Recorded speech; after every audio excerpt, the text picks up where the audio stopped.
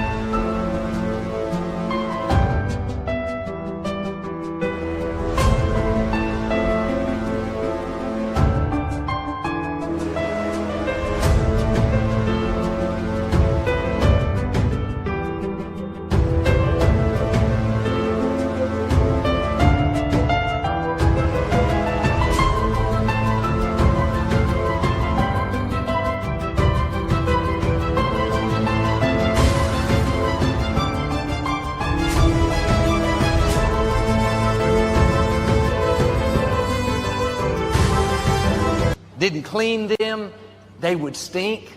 Nobody'd want to be around you. That's what an old attitude does.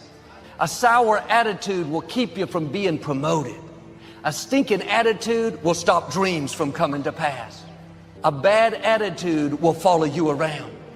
You can change jobs, think other people are the problem, but sometimes we have to look inside and see if we're the problem. What direction is your attitude taking you? Or do you need to make an adjustment? Don't wait till it's too late. Make the changes now.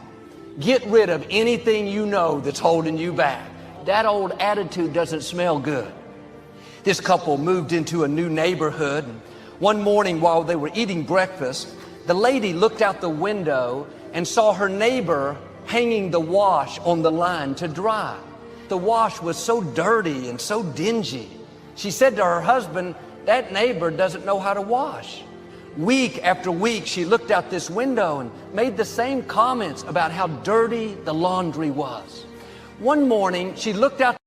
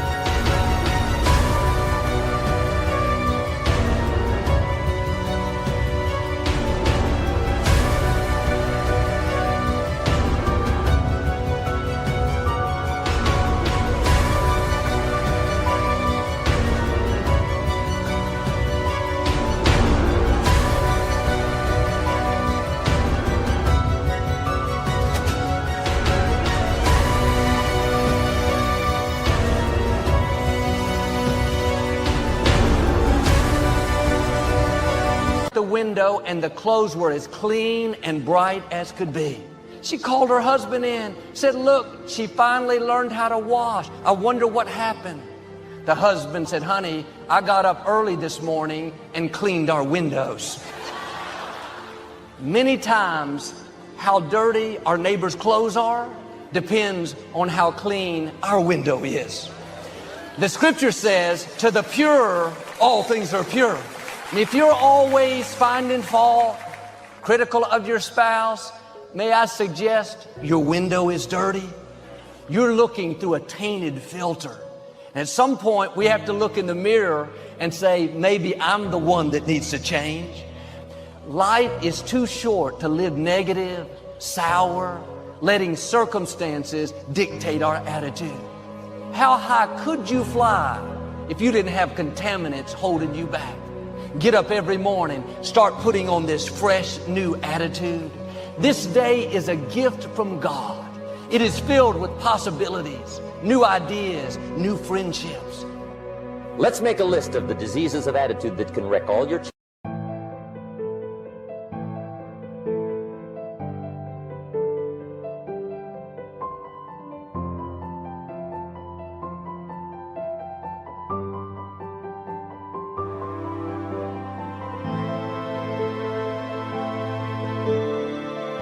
chances to do well. One of the words that destroys everything is called neglect. And I found this out. A week of neglect could cost you a year of repair. It isn't worth it. Attitude diseases. Number one is indifference. This is called the mild approach to life. The guy says, well, I can't see getting all that worked up. Well, to be any kind of winner, you gotta get worked up. Here's the key to the good life. Learn to put everything you've got into everything you do. The delusion is, if I had a better job, I'd really pour it on. Wherever you are, pour it on. See, that'll help change your life. Get rid of this disease. Here's the next attitude disease, indecision. The guy can't make up his mind and it becomes a disease. A life full of adventure is a life full of many decisions.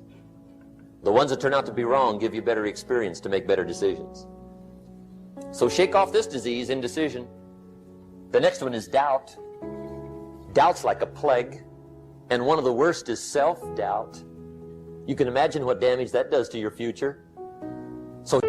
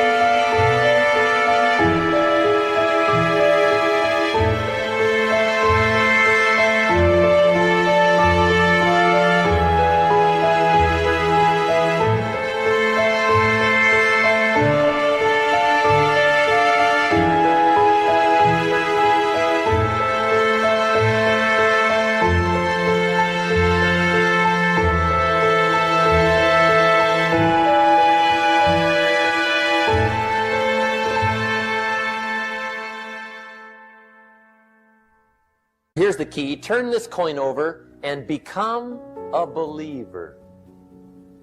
Now, if those three don't get you, this one will. Worry.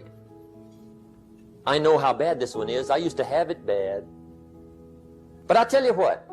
My advice to you is do what I finally did. Give it up. I'm not saying it's easy, I'm saying it's worth it.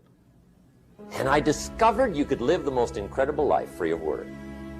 Not free of challenge, free of worry. Here's the next attitude disease, overcaution. This is called the timid approach to life. I used to say, what if this happens? Then I'll tell you what changed my whole life when I finally discovered it's all risky. Getting married is risky. Going into business is risky. Investing your money is risky. It's all risky.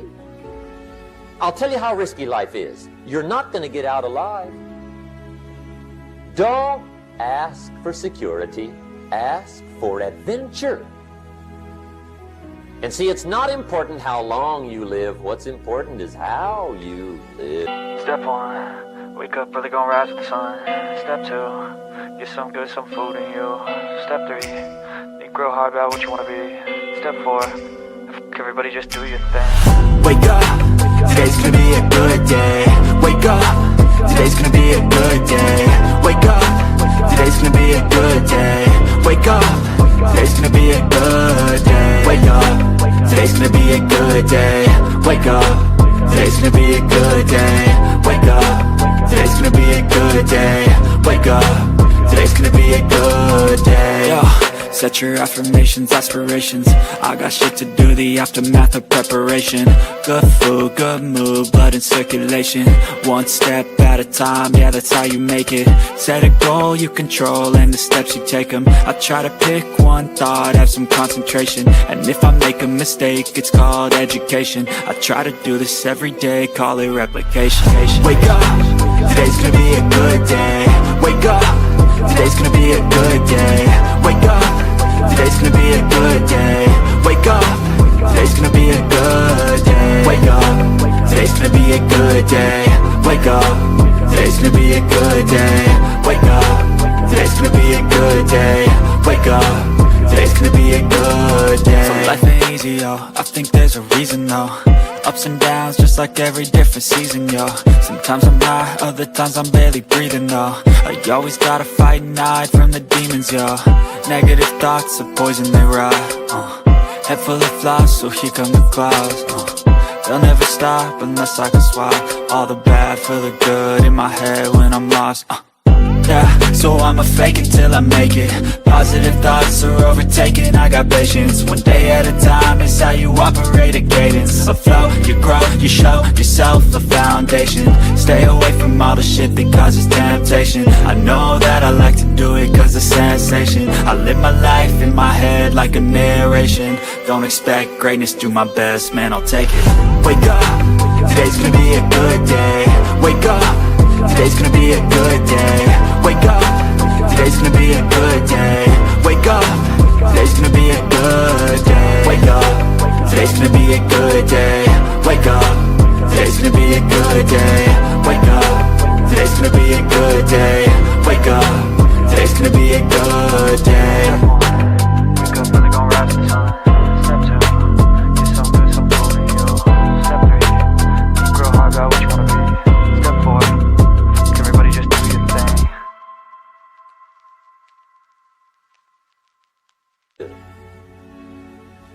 The next one is pessimism. The deadly disease of always looking on the bad side, the difficult side, checking all the reasons why it can't be done.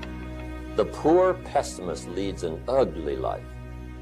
This is the poor guy who looks through the window, doesn't see the sunset. He sees the specks on the window. Our lives are mostly affected by the way we think things are, not the way they are. As you think, so you become. Here's the last disease, and we're through with this list. The last disease, but this one is deadly. Complaining. Spend 5 minutes complaining, and you have wasted 5. And you may have begun what's known as economic cancer of the bone. Surely they will soon haul you off into a financial desert and there let you choke on the dust of your own regret. Just be on the lookout of the things that can destroy all the good you start. The war is on. Personally, socially, economically. You got to make sure you're winning the war. And this is part of it.